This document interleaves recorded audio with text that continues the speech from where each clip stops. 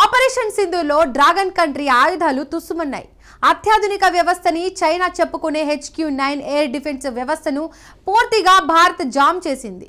Beijing deadly weapon PL-15ను J-10 fighter జెట్లను భారత్ తుక్కు చేసింది. కమ్యూనిస్ట్ కంట్రీ పరువును భారత ఆర్మీ గంగలో కలిపింది. ఇండియన్ ఫైటర్ జెట్లను తమ గగనతల రక్షణ వ్యవస్థలను కూల్చేశాయని డ్రాగన్ కథలు చెప్పినా ప్రపంచం మాత్రం నమ్మలేదు. దీంతో పోయిన పరువును నిలుపుకునేందుకు డ్రాగన్ కంట్రీ ప్రయత్నిస్తోంది. ఇందుకోసం కొత్త వెపన్ను బయటకు తెచ్చింది. ఇలాంటిది ప్రపంచంలో లేదని బీజింగ్ గట్టిగా చెబుతోంది.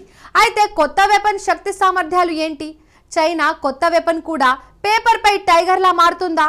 యుద్ధంలోకి వస్తే కొత్త ఆయుధాన్ని భారత్ చిత్తు చేస్తోందా? What's the story? చైనా బయటపెట్టిన కొత్త వెపన్ ఏంటి?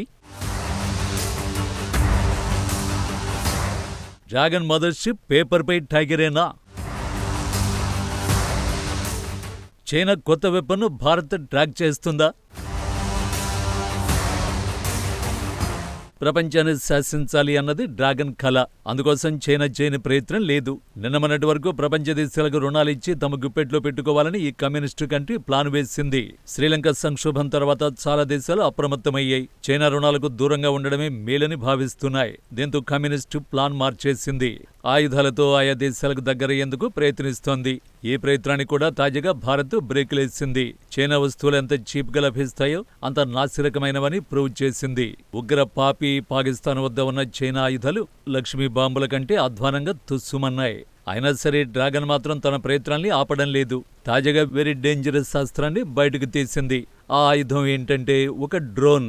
ఒక రకంగా చెప్పాలంటే ఓ పెద్ద విమానం లాంటిది. దీన్ని క్యారియర్గా కూడా చెప్పొచ్చు. దీన్ని డ్రోన్ మదర్షిప్ అని చైనీస్ మీడియా పిలుస్తోంది. దీనికి సంబంధించి తాజాగా ఓ యానిమేటెడ్ వీడియోను డ్రాగన్ విడుదల చేసింది. చైనా డ్రోన్ మదర్షిప్ అదన్నమాట. దీనికి చైనా GU-10 అనే పేరు పెట్టింది. దీని అర్థం ఆకాశమే హద్దు. నిజానికి గత ఏడాది జరిగిన చైనీస్ ఎయిర్ షోలో దీన్ని ప్రదర్శించారు. ఇప్పుడు GU-10 మోహరించడానికి సిద్ధంగా ఉంది. ఈ షిప్ను త్వరలోనే చైనా పరీక్షించే అవకాశం ఉంది. పరీక్షల్లో విజయవంతమైతే ఆ తర్వాత PLAకు అప్పగించే అవకాశం ఉంది. PLA అంటే పీపుల్స్ లిబరేషన్ ఆర్మీ. చైనా ఆర్మీని ఇలాగే పిలుస్తారు. తాజా నివేదికల ప్రకారం ఈ మదర్ షిప్ ను జూన్లో పరీక్షించే అవకాశం ఉంది. నిజానికి చైనా విడుదల చేసిన యానిమేటెడ్ వీడియో మాత్రం ఆసక్తిని రేపడంతో పాటు ఆందోళనను కూడా కలిగిస్తోంది. అయితే డ్రాగన్ మదర్ షిప్ సామర్థ్యం ఏంటి?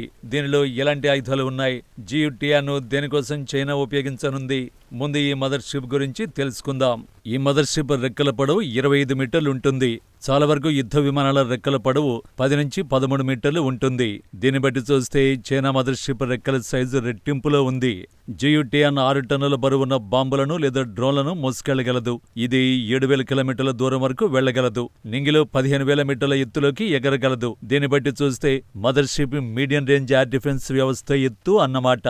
ఇందులో కీలకమైనది డ్రోన్ వ్యవస్థే. మదర్ షిప్ అడుగు భాగంలో 2 వైపులా ఓపెన్ అయ్యేలా ఏర్పాటు చేశారు.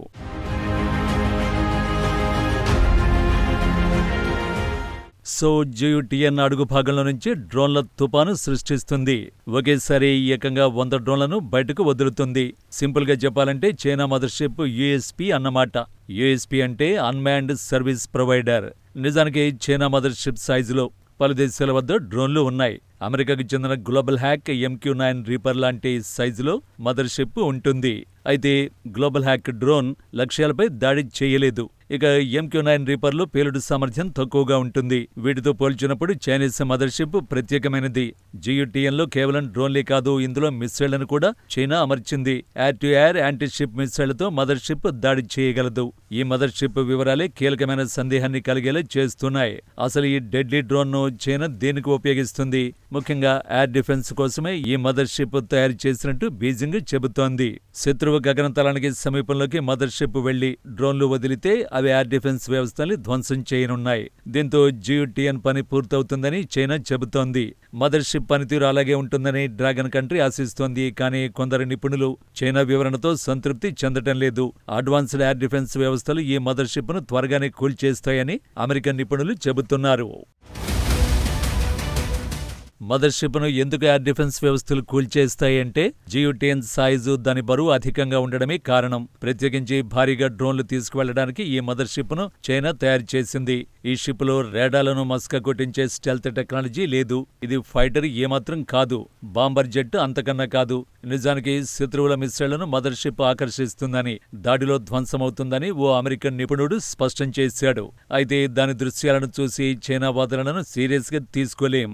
ఎందుకంటే ఏ ఆయుధానికైనా అసలు పరీక్ష పోరాటమే. ఇప్పటి వరకు అసలైన ఫైటింగ్లో కొన్ని చైనీస్ ఆయుధాలను ప్రపంచం చూసింది. అది కూడా ఈ నెలలోనే. భారత్కు వ్యతిరేకంగా చైనా ఆయుధాలనే పాకిస్తాన్ మోహరించింది.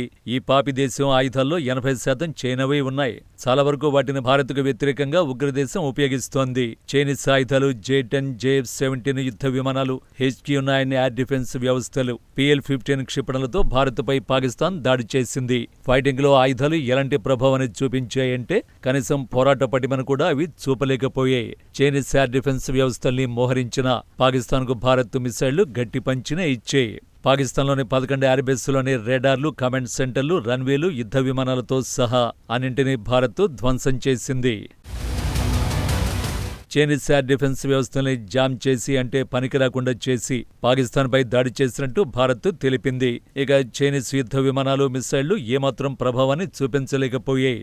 చైనాకు చెందిన ఒక PL-15 మిస్సైల్ పంజాబ్లోని హోషియార్పూర్లో పడిపోయింది. అది కూడా పూర్తిగా చెక్కు చెదరకుండా కూలిపోయింది. అంటే పేలను కూడా పేలలేదు. PL-15 క్షిపణి దాడిలో పేలిపోలేదా, లేక పేలకముందే భారత్ దాన్ని కూల్చేసిందా?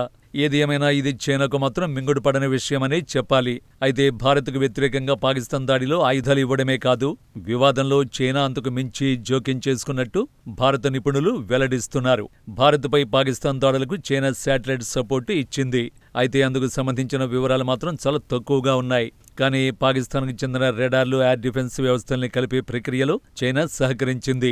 డ్రాగన్ లక్ష్యం ఏంటంటే భారత మోహరింపులను గుర్తించడమే. అంటే ఎంతమంది సైనికులను భారత్ మోహరించింది, ఎలాంటి ఆయుధాలను సిద్ధం చేసిందన్న వివరాలను ఉగ్రదేశానికి దుష్టదేశం చైనా అందించింది. ఈ క్రమంలోనే పాకిస్తాన్ శాటిలైట్లను అడ్జస్ట్ చేయడానికి కూడా సహకరించింది. నిజానికి పాకిస్తాన్ వద్ద కక్షలో 5 ఉపగ్రహాలు ఉన్నాయి. ఈ 5 ఉపగ్రహాలను చైనానే ప్రయోగించింది. పహల్గాం దాడి తర్వాత ఈ శాటిలైట్లను చైనా అడ్జస్ట్ చేసింది. పాకిస్తాన్ శాటిలైట్లను ఎందుకు అడ్జస్ట్ చేసింది అంటే భారత కదలికల్ని గుర్తించడానికే. నిజానికి అధికారికంగా భారత్ దీనిపై ఎలాంటి వ్యాఖ్యలు చేయలేదు. చైనా, పాకిస్తాన్ కూడా నోరు మెదపలేదు. కానీ అదే నిజమైతే మాత్రం ఇది ఆందోళన కలిగించే అంశమే. భారత్కు వ్యతిరేకంగా చైనా విస్తృతంగా పాకిస్తాన్కు మద్దతు ఇస్తూ ఉండడాన్ని ఈ చర్యలు బలపరుస్తాయి. పాకిస్తాన్ను తన ప్రాక్సీగా ఉపయోగించుకుని భారత్పై దాడులకు చైనా కుట్ర పన్నుతున్నట్టు చాలామంది నిపుణులు అంచనా వేస్తున్నారు. తమ ఆయుధాలను పాకిస్తాన్ ద్వారా పోరాటంలో పరీక్షించినట్టు అనుమానిస్తున్నారు. అంతేకాదు ఉత్తర, ఈశాన్య సరిహద్దుకు భారత్ రాకుండా పశ్చిమ సరిహద్దులోనే బిజీగా ఉండేలా డ్రాగన్ ఎత్తుగడ వేసింది. నిజానికి చైనా అలా చేయడం పెద్ద ఆశ్చర్యాన్నేమీ కలిగించదు. ఇక్కడ అసలు ప్రశ్న ఏమిటంటే చైనా యాక్షన్స్ పై ఇండియా ఎలా స్పందిస్తుంది? అన్నింటికంటే ముఖ్యంగా భారత విషయంలో చైనా జోక్యాన్ని ఢిల్లీ అడ్డుకోవాల్సిందే. ఎందుకంటే ఈ వివాదం కేవలం భారత్, పాక్ మధ్య నెలకొన్నదే. ఒకవేళ ఉగ్రవాదాన్ని చైనా ప్రోత్సహిస్తే దీని గురించి ప్రపంచానికి తెలుస్తుంది. రెండోది ఏమిటంటే భారత్ అప్రమత్తంగా ఉండాలి. భారత డిఫెన్స్ వ్యవస్థల్ని అప్గ్రేడ్ చేయడం లేదా చైనీస్ ఆయుధాలను ట్రాక్ చేయటం చేయాలి. బహుశా ఈ మదర్ డ్రోన్ షిప్ భిన్నమైనదేమీ కాదు. ఇది కూడా చైనీస్ ఇతర ఆయుధాలగే కాగితంపై పులి కావచ్చు, కాకపోవచ్చు. సో చైనీస్ వెపన్స్ పై భారత్ ఓ కన్నేసైతే ఉంచాల్సిందే.